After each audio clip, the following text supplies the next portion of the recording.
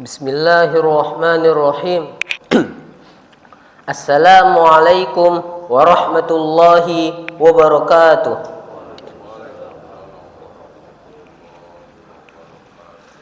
Alhamdulillahi rabbil alamin. Wabihi nasta'inu wa ala umuri dunya waddin. Wassalatu wassalamu ala nabiyyina Muhammadin wa ala alihi wa ashabihi ajma'in, amma ba'd. Jemaah muslimin muslimat rahimani wa rahimakumullah. Pertama-tama marilah kita bersyukur kepada Allah Subhanahu wa taala yang sampai saat ini masih memberikan nikmat-nikmatnya kepada kita, sehingga kita dapat melangkahkan kaki kita menuju masjid untuk sholat berjamaah. Salawat serta salam semoga terlimpahkan kepada Nabi kita, junjungan kita, Nabi Muhammad sallallahu alaihi wasallam, yang telah menuntun kita dari zaman jahiliyah menuju zaman Islamiyah. Berdirinya saya di sini, saya akan menyampaikan salah satu hadis dari hadis-hadis Rasulullah sallallahu alaihi wasallam yang bertema jangan niyaha atau meratapi mayit. Banyak kita saksikan di masyarakat ketika musibah kematian menimpa suatu keluarga, anggota keluarga yang ditinggalkan, khususnya kalangan wanitanya ataupun orang-orang yang dekat dengan si mayit, meratapinya dengan menangis, meraung-raung, berteriak-teriak, serta menghitung-hitung kebaikan orang yang meninggal tersebut. Meratapi mayit dengan menangis, meraung-raung inilah yang dikenal dengan istilah niyaha. An Abi Hurairah qala qala Rasulullah sallallahu alaihi wasallam ithnatani fin nas huma bihim kufrun at-ta'nu fin nasabi wan niyahatu 'alal mayyit. Dari Abu Hurairah radhiyallahu anhu, Rasulullah sallallahu alaihi wasallam bersabda, ada dua perkara pada manusia yang menyebabkan mereka kufur, yaitu mencela nasab dan niyahah terhadap mayit. Hadis riwayat Muslim nomor 67. Imam An-Nawawi rahimahullah berkata, ketahuilah bahwa niyahah adalah mengeraskan suara dan menghitung-hitung kebaikan mayit. Ada juga yang mengatakan niyahah adalah menangis dan menghitung-hitung kebaikan mayit. Para sahabat kami, yaitu para ulama Syafi'iyah, mengatakan haram hukumnya mengeraskan suara dengan menangis secara berlebihan. Adapun menangisi mayit dengan tanpa menghitung-hitung kebaikannya dan tanpa mengeraskan suara, maka tidak haram. Bersedih saat mendapat musibah kematian orang yang dicintai merupakan keadaan yang lumrah bagi setiap orang. Yang menjadi masalah adalah ketika kesedihan itu diungkapkan dengan cara yang tidak semestinya, yang menunjukkan ketidaksabaran dalam menerima musibah tersebut. Suatu saat Rasulullah SAW dan beberapa sahabatnya pernah menjenguk Sa'ad bin Ubadah yang ketika itu sedang dirundung kesedihan seluruh keluarganya. Melihat suasana sedih, Nabi Muhammad SAW bertanya, apakah dia sudah meninggal?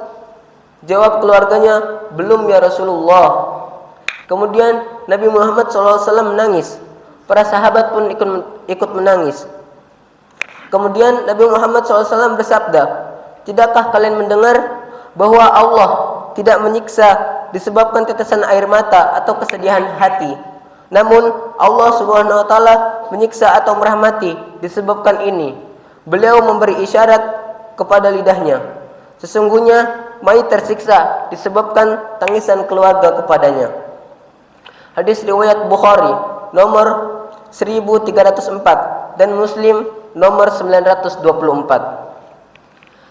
Berkaitan dengan hadis di atas, Allah SWT berfirman dalam Quran surah Al-Baqarah ayat 155 yang berbunyi, wala nabal a'udzu billahi minasyaitonir rajim wala nabluwannakum bisyai'im minal khaufi wal ju'i wa naqsim minal amwali wal anfusi wath thamarat wa basyiris sabirin. Yang artinya, dan kami pasti akan menguji kamu dengan sedikit ketakutan, kelaparan, kekurangan harta dan jiwa dan buah-buahan, dan sampaikanlah kabar gembira kepada orang-orang yang sabar. Allah SWT juga telah berfirman dalam Quran surah Ali Imran ayat 185 yang berbunyi, kullu nafsin dha'iqatul maut.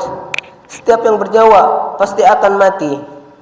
Dan Allah SWT juga telah berfirman dalam Quran surah An-Nisa ayat 78 yang berbunyi, aynama tudrikumul maut walau kuntum fi burujim musyayyadah. Dimanapun kamu berada, kematian pasti akan mendapatkan kamu, kendati pun kamu berada di dalam benteng yang tinggi dan kokoh. Semoga Allah Subhanahu wa taala menjauhi dan menyelamatkan kita, menjauhkan kita dari sifat niyaha atau meratapi mayit. Amin ya rabbal alamin. Jemaah muslimin muslimat rahimani wa rahimakumullah. Mari kita tutup pembacaan hadis ini dengan membacakan doa kepada Allah untuk kebaikan kita semua. Bismillahirrahmanirrahim. Alhamdulillahi rabbil alamin. Hamdan yuafi ni'amahu wa yukafi'u mazidah. Ya Rabbana lakal hamdu wa lakas syukru kama yanbaghi li jalali wajhikal karim wa 'azimi sultanik. Allahumma salli wa sallim ala sayyidina Muhammadin wa ala ali sayyidina Muhammad. Ya Allah yang maha besar dan maha kuasa, kami mohon kepada Engkau ya Allah untuk para musyrif, orang tua asuh, donatur, pembina dan pengurus yayasan, pengurus ponpes, jamaah muslimin Masjid Zaratul Abror, dan umat muslimin dan muslimat. Semoga diampuni dosa-dosanya, dosa besar, dosa kecil, disengaja ataupun tidak disengaja. Semoga diberi hidayah agar dapat melaksanakan semua perintah-Mu dan meninggalkan semua larangan-Mu. Diberi kesehatan agar bisa istiqomah dalam melaksanakan ibadah, baik yang wajib maupun yang sunnah. Diberi rezeki yang luas dan berkah agar bisa berbagi kepada anak yatim dan duafa dan perjuangan Islam. Diberi kemampuan bisa bersabar jika menerima musibah dan pandai mensyukuri kenikmatan. Dan semoga mereka diberi keturunan yang qurrata a'yun, keturunan yang solih dan solihah. Rabbana zalamna anfusana wa illam taghfir lana wa tarhamna lanakunanna minal khasirin. Rabbana la tada' lana dhanban illa ghafartah wa la hamman illa farrajtah wa la dainan illa qadaitah wa la aiban illa satartah wa la hajatan min hawaijid dunya wal akhirah illa qadaitaha ya arhamar rahimin. Rabbana atina fid dunya hasanah wa fil akhirati hasanah wa qina adzaban nar. Rabbighfir lana wa liwalidina warhamhum kama rabbawna shirara.